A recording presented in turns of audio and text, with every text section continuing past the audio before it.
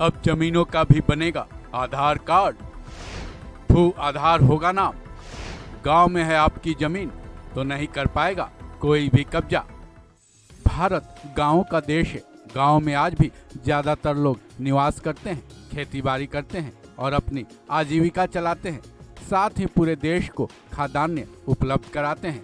लेकिन जो अन्नदाता नहीं है और अपने गांव से पलायन कर चुके हैं, लेकिन उनकी पुश्तैनी जमीनें आज भी गांव में ही है, जिस पर हमेशा से ही कब्जा होने का खतरा मंडराते रहता है। गांव से हजारों किलोमीटर दूर रहते तो हैं, आजीविका का चक्कर जो है, लेकिन उनकी गांव में जमीनों पर कब्जा न हो जाए, इस डर के साए में वो हमेशा ही रहते हैं। हालांकि उनकी कुछ जमीनों को गांव के लोग ही खरीद बिक्री कर देते हैं, जिसकी उनको जानकारी तक नहीं होती। कई मामलों में तो गांव में रह रहे उनके भाई, चाचा या फिर पाटीदार उनकी जमीनों को दूसरों से बेच देते हैं और वो दिल्ली एनसीआर में इस खबर को सुनकर हाथ मलते रह जाते हैं। लेकिन इस बजट में उनके लिए एक नई व्यवस्था की गई है। 2024 के बजट में वित्त मंत्री निर्मला सीतारमण ने न केवल गांव की जमीन बल्कि शहरी इलाकों के जमीनों के लिए एक ऐसी व्यवस्था का ऐलान किया है जिससे चाहे आप अपनी जमीनों के पास रहें या फिर कहीं और, कोई भी कब्जा नहीं कर पाएगा। सरकार ने ये जो कदम उठाया है उसे भूमि सुधार के क्षेत्र में एक बड़ा कदम माना जा रहा है। दरअसल इस बजट में गांव की जमीनों के लिए एक खास पहचान संख्या बनाए जाने का प्रस्ताव रखा गया, जो कि बिल्कुल आधार कार्ड की तरह होगा। इसका नाम भू आधार होगा। जैसे देश में रहने वाले लोगों की पहचान आधार कार्ड से अब हो रही है, गांव की जमीनों की पहचान भू आधार से ही की जाएगी। साथ ही शहरी जमीनों के दस्तावेजों को डिजिटल करने का भी प्रस्ताव रखा गया है। हालांकि ये व्यवस्था आज भी चल ही रही है, लेकिन इसमें थोड़ी सुस्ती नजर आ रही है। साथ ही इसमें कई पेच भी सामने आते रहते हैं।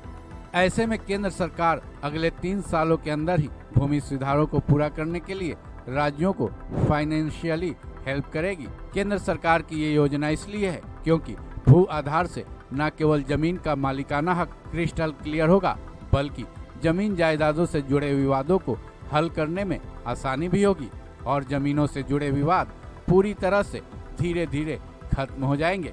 ऐसे में अब यहाँ ये जानने की जरूरत है कि आखिर भू आधार है क्या। तो चलिए भू आधार के बारे में लेते हैं सारी जानकारी। मसलन ये क्या है, कैसे काम करेगा और इसके फायदे नुकसान क्या हैं।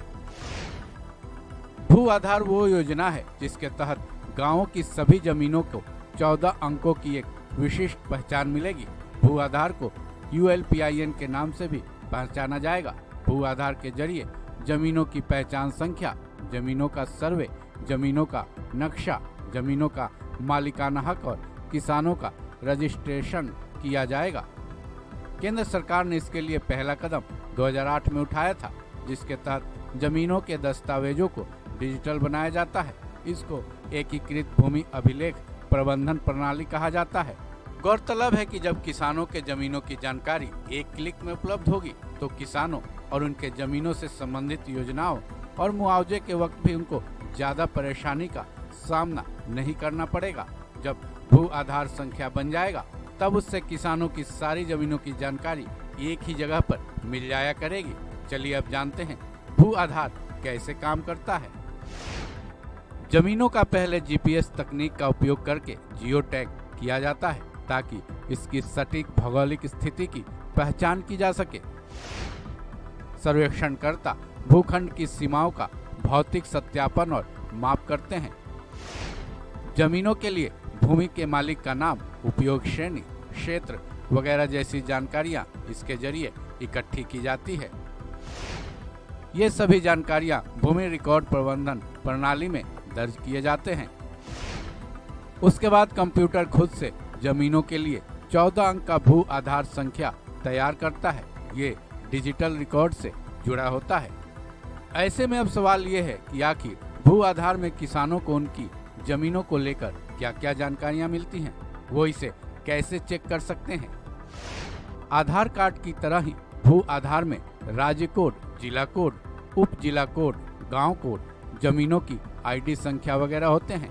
भू आधार संख्या को डिजिटल और फिजिकली लैंड रिकॉर्ड दस्तावेज पर अंकित किया जाता है। भले ही भूमि ट्रांसफर्ड हो कई हिस्सों में विभाजित हो या फिर उसमें कोई बदलाव हो, भू आधार संख्या जमीनों की भौगोलिक सीमा के लिए एक ही समान रहेगी। जाहिर है सरकार की हर योजनाएं जनता के फायदे के लिए बनाई और लागू की जाती हैं। ऐसे में अब सवाल ये है कि आखिर भू आधार के फायदे क्या क्या हैं। जमीनों के नक्शे और उसकी माप के जरिए ये सटीक जानकारी उपलब्ध कराता है। जमीनों की पहचान को ये पूरी तरह से स्पष्ट कर देता है, जिससे भूमि विवाद पूरी तरह से खत्म हो जाते हैं।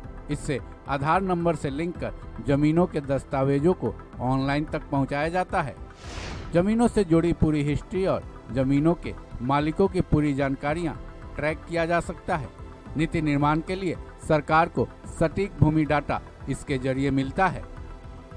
भू आधार गांव की जमीनों के लिए है, वहीं जहां तक शहरी इलाकों के जमीनों की बात है, उनकी GIS मैपिंग की जाएगी, जिसके जरिए शहरी इलाकों के जमीनों के दस्तावेजों को डिजिटल किया जाएगा। इसके लिए संपत्ति रिकॉर्ड प्रशासन, अपडेशन और टैक्स प्रशासन के लिए एक IT आधारित सिस्टम स्थापित किया जाएगा।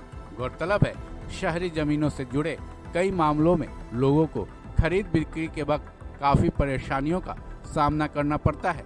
ऐसे में इसके जरिए शहरी स्थानीय निकायों के वित्तीय स्थिति में सुधार करने में इसकी मदद ली जा सकती है।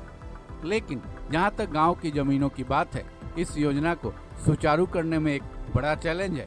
वजह यह है कि जिन लोगों की पुश्तैनी जमीन है, थोड़ी या काफी ज्यादा मामलों में उनका पुरखों से लेकर अब तक बंटवारा नहीं हो पाया है, जिसकी वजह से कई ऐसी जमीनें हैं जिनके न तो लिखित दस्तावेज हैं और न ही सही जानकारी है कि फलां जमीन किसके नाम की है। एक वजह यह भी है कि ऐसे जमीनों के स्वामी की 3-4 पीढ़ियां अब इस दुनिया में नहीं है, जिसकी वजह से मौखिक रूप से भी कोई ये बताने वाला नहीं है कि फलां जमीन का असली मालिक कौन है। ऐसे में उनकी ही अब की पीढ़ी आपस में भी लड़ते भिड़ते नजर आते हैं, क्योंकि वहाँ कानूनी लड़ाई नहीं बन पाती। ऐसे में एक जंगल ये भी है कि जो गांव से निकल कर आए हैं, उनकी जमीनों पर गलत जानकारियां देकर या फिर संबंधित विभागों के अधिकारियों कर्मचारियों से मिलकर उनका डिजिटलीकरण कराया जा चुका है। ऐसे में अब उस जमीन का मालिक वही है जिसने ये काम करा लिया है। ऐसे में एक बड़ा सवाल ये भी है कि उन जमीनों के विवादों का निपटारा कैसे होगा। इसके लिए भी सरकार को कोई व्यवस्था सोचनी होगी। हाँ, अभी उस लिहाज से व्यवस्था है भी, लेकिन उसमें काफी झोल है। इस खबर में बस इतना ही। बाकी अपडेट्स के लिए जुड़े रहें वन इंडिया हिंदी के साथ।